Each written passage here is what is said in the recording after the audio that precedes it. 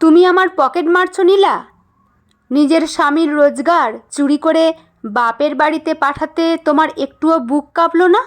রাগে কাঁপতে কাঁপতে নীলার মুখের ওপর মোবাইলটা ছুঁড়ে মারল রায়হান।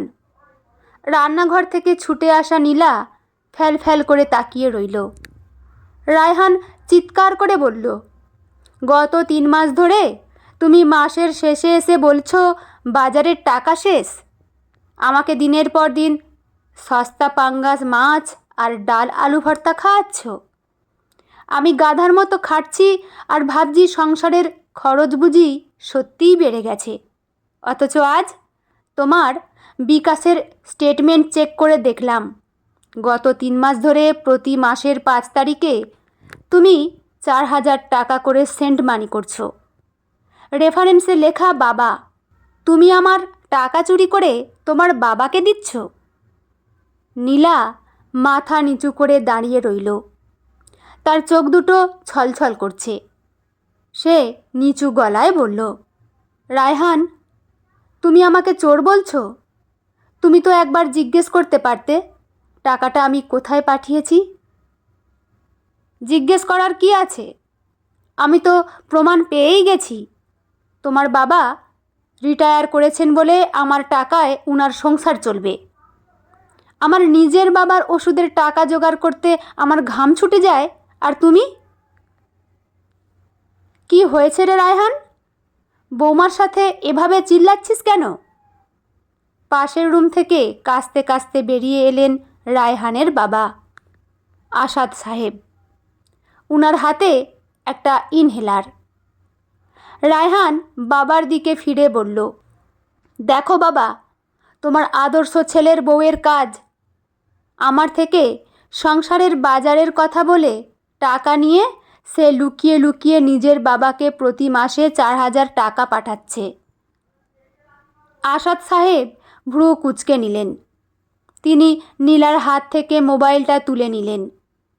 স্ক্রিনে বিকাশ অ্যাপের লেনদেনের হিসেবটা দেখলেন।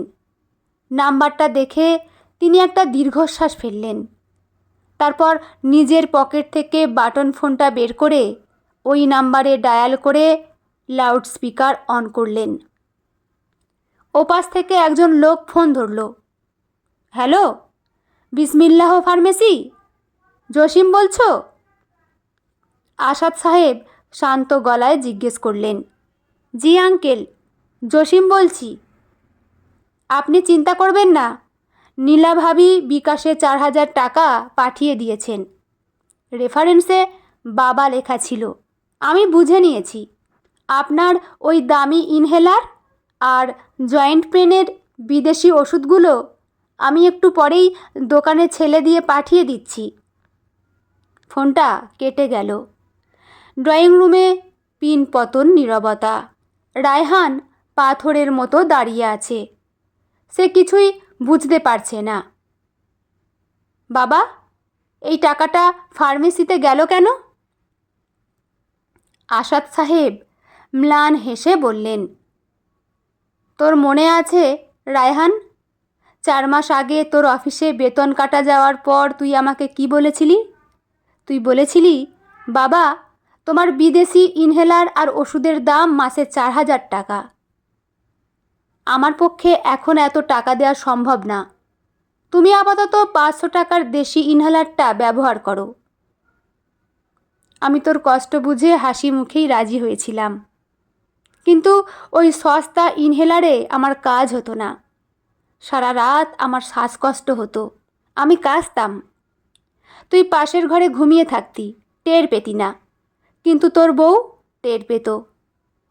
সে একদিন আমাকে বলল, বাবা, আপনার এই কষ্ট আমি দেখতে পারবো না। রায়হান টেনশন করবে বলে ওকে কিছু বলার দরকার নেই। আমি বাজারের টাকা থেকেই আপনার ওষুধের ব্যবস্থা করছি। গত 3 মাস ধরে এই মেয়েটা নিজে ডিম ডাল খেয়ে তোকে সস্তা মাছ খাইয়েছে। নিজের জন্য একটা সুতোও কেনেনি। শুধু বাজারের টাকা থেকে একটু একটু করে বাঁচিয়ে আমার এই 4,000 টাকার দামি ওষুধটা কিনেছে, যাতে তুই তোর বাবার জন্য অপরাধ বোধে না ভুগিস। আর তুই সেই রেফারেন্সের বাবা শব্দটা দেখে ভাবলি সে টাকা চুরি করে তার নিজের বাবাকে দিচ্ছে? রায়হানের পায়ের নিচ থেকে যেন মাটি সরে গেল। তার মনে হলো কেউ তাকে শক্ত কিছু দিয়ে বুকে আঘাত করেছে। সে যাকে চোর বলে অপমান করল, যাকে সন্দেহ করল, সেই স্ত্রী নিজের বাবার কথা না ভেবে তার বাবার জীবন বাঁচানোর জন্য দিনের পর দিন মিথ্যা অপবাদ আর দারিদ্র্যের অভিনয় করে গেছে। রায়হান ধীর পায়ে নীলার সামনে গিয়ে দাঁড়ালো। নীলার চোখ দিয়ে তখন অঝরে পানি পড়ছে। রায়হান কোনো কথা বলতে পারল না, শুধু হাউমাউ করে কেঁদে স্ত্রীর 2 হাত নিজের মাথার ওপর চেপে ধরল। সংসারের হিসাবের খাতায় টাকা মেলানো যায়, কিন্তু একজন স্ত্রীর এমন নীরব আত্মত্যাগের হিসাব মেলানোর ক্ষমতা কোনো স্বামীর থাকে না। বন্ধুরা, গল্পটি এখানেই সমাপ্ত। আপনাদের কেমন লাগলো অবশ্যই কমেন্ট করে জানাবেন। আর চ্যানেলে নতুন বন্ধু হয়ে থাকলে চ্যানেলটি সাবস্ক্রাইব করে পাশে থাকবেন। লেখা আরাফাত রামিম, পাঠে আমি রিমি। দেখা হচ্ছে পরের কোনো গল্প নিয়ে। ভালো থাকবেন সবাই।